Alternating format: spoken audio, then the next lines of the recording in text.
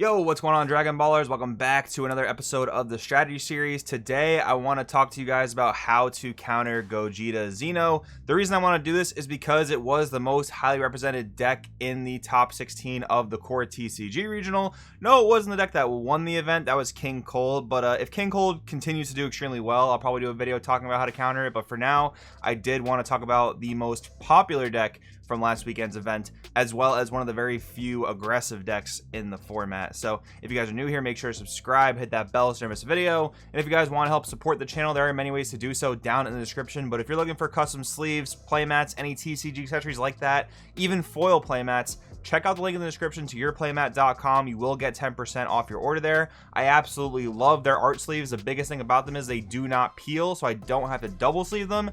And I hate shuffling double sleeve decks in Dragon Ball, so it's really awesome for me. Hope you guys enjoy it. Check it out again at 10% down in the description. Let's get into the video.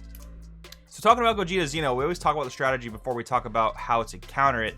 The thing with the strategy is it is one of the few aggressive decks left standing, and I think more will start to pop up as the format develops and progresses, but Gogeta Xeno was definitely the most dominant one from the core TCG event. Now, as far as aggro goes, it's not what we've known it to be in the past, in the sense that we're not really looking at turn 2 wins for aggro here. Like, it's not really realistic that Gogeta Xeno can win on turn 2 unless you're up against some deck that like takes a lot of their own life early, like by turn 2, something like that. But that's not really what the format is trending towards right now. So we're not really looking at turn 2 kills, but Gogeta Xeno does have solid potential to win on turn 3 and even beyond, because the deck is actually pretty decent at playing mid-range when it has to, and that's because of the S3 Gogeta Marvelous Might combo here. So you have your 6-drop Gogeta, one of the earlier ones that came out for the deck, and basically you can play it for 1, and then for 1 more energy you can crack it into Goku and Vegeta True Fighting Spirit, which are basically like Black Sand's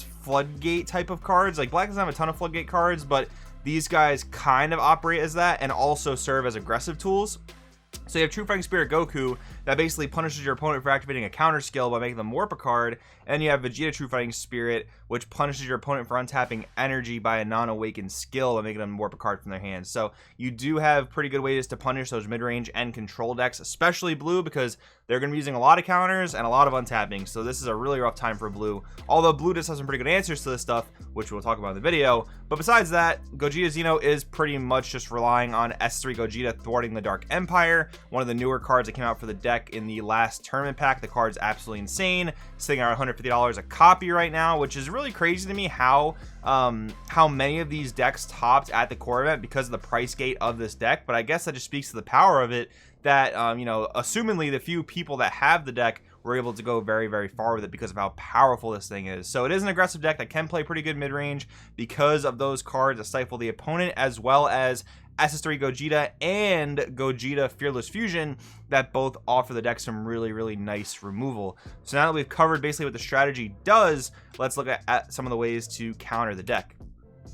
Of course, when we're talking about anything aggressive like this, we're going to look at the different floodgates for every color. So these are more of your body floodgates that punish your opponent if they want to continue to attack. So they do have the option to attack through these, but again, it will punish them for doing so. You have to be careful though, because if they have 1 to 2 Goku True Fighting Spirits on board, you're going to want to be kind of cautious with how you use these cards, because like Boo and Topo, for example, already have a discard cost. So if you have to discard another card on top of that, depending on how aggressive they can be with how much energy they have available, whether or not they've used their overwhelm yet, stuff like that, you're going to want to really like consider whether or not you can defend the rest of the turn without using these cards. If again, they can punish you really hard for using them, but they can be really good in certain scenarios.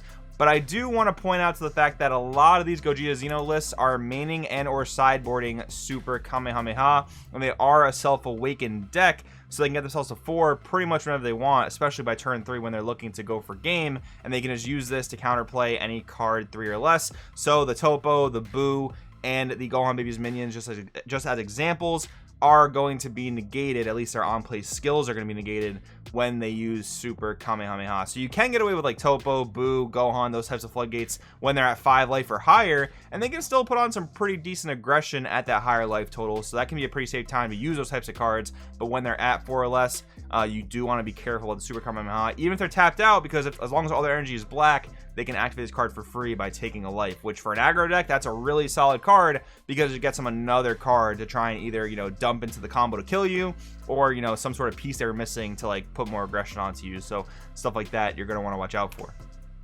Now here, of course, we have a slew of extra card floodgates, so like Dormant Potential, Flying Nimbus, Protector of the People. Flying Nimbus in many formats recently has not been great because it doesn't really interact with unisons at all, so your opponent's able to get that many more attacks in depending on what they can do with their unison. But against Gogeta Xeno, it is pretty good because most of their aggression is definitely coming from the battle cards. So using a well-timed Flying Nimbus can actually be really good, and the main reason I bring up these like extra card floodgates is because they don't really have anything in the form of a counter they can use to stop any of these. So if you were a bit more worried about Super Kamehameha or them stopping your floodgates with bodies, basically, you can use cards like this that they pretty much can't interact with. Protect of the People being the most generic one. If your color or your deck strategy doesn't have like a great floodgate you can play, you can always sideboard or even main deck Protector of the People if you're going into a best of one and expecting a lot of Gogeta Xeno. And their attackers do start off at like 20-25k, but Protector of the People should ramp up pretty quickly because, again, most of that aggression is definitely coming from the battle cards.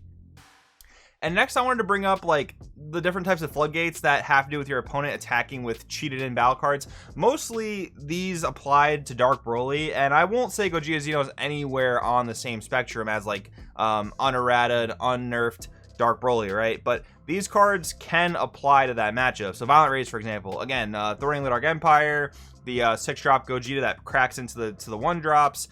Those are just battle cards that are going to be attacking with 20k or higher power. So Violent Rays, if you're playing red, is another negate that they can't interact with, and then they're not going to be able to attack with their main win con type cards. So that's really good. Vegeta Unison of Fury for the -1 is not going to allow them to attack with any of their Gogetas, which is really solid once again. Some Gogeta builds even play Demigod True Power Unleashed to try and grind out those like more defensive decks by just attacking and making the opponent lose a card. Again, Unison of Fury is very, very clutch for that.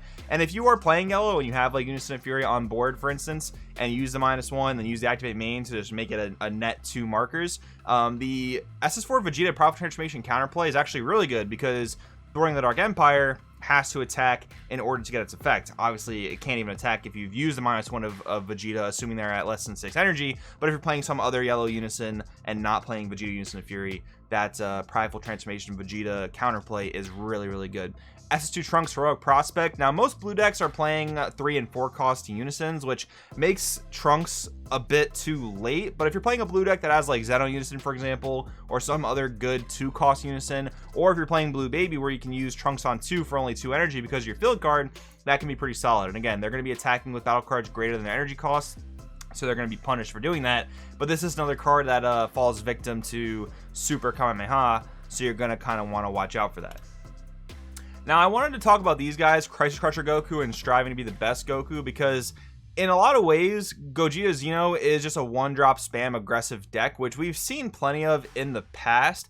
But the problem with these types of cards that would normally be really good against that type of deck is that they have great removal in Gogeta Xeno. Again, S3 Gogeta Thwarting the Dark Empire can get rid of Crisis Crusher amongst many other things, and they actually have barrier removal from SS Gogeta Fearless Fusion, so Strive to be the best with barrier isn't even a safe option. So I did want to kind of mention that bit of a shift where, again, like 1-drop spam aggro decks, nothing new that we've seen as far as the game is concerned, but Gogeta Xeno does have really good built-in answers to cards like this. So you're going to want to kind of ignore these, at least as far as Gogeta Xeno goes. If these cards are good in other matchups for you, then go ahead and play them, but they're not going to be that great against Gogeta Xeno, in my opinion.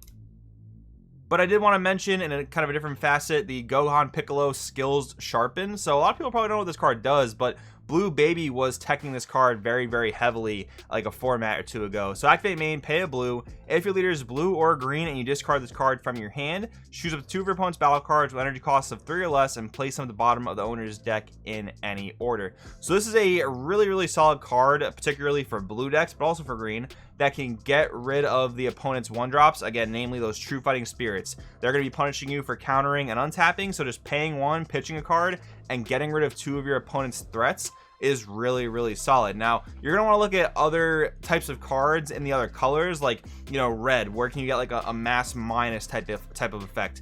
green. There was dormant, which can pop 2 1-drops, which is great, but you are gonna have to pay that Goku True Fighting Spirit cost of warping a card to do that, which is okay. But there are gonna be some times where you can even activate dormant and not have to pitch a card if you know your opponent's turn is going to be over very, very shortly after that, because popping 2 of their attackers, that's going to put a big wrench in their turn, right? So that can be really, really solid. But cards like Ganon Piccolo that can give you mass removal for 1-drops or little cost guys can be really solid. I just really like Ganon Piccolo, especially because we're talking about blue, where the True Fighting Spirit cards punish blue especially. So that's pretty much what I got for you guys today. It is just like an aggro deck. We've dealt with this many times, Dragon Ball Super. So you're looking at your different negates, and you do want to be looking at different ways to clear the 1-drops if they happen to give your deck a problem in particular. So anyways, guys, of course, as always, I do want you to drop a comment below letting us know some ways that you're combating Gogeta Xeno. Let the community know down in the comments. Thanks for watching, and I will see you guys next time.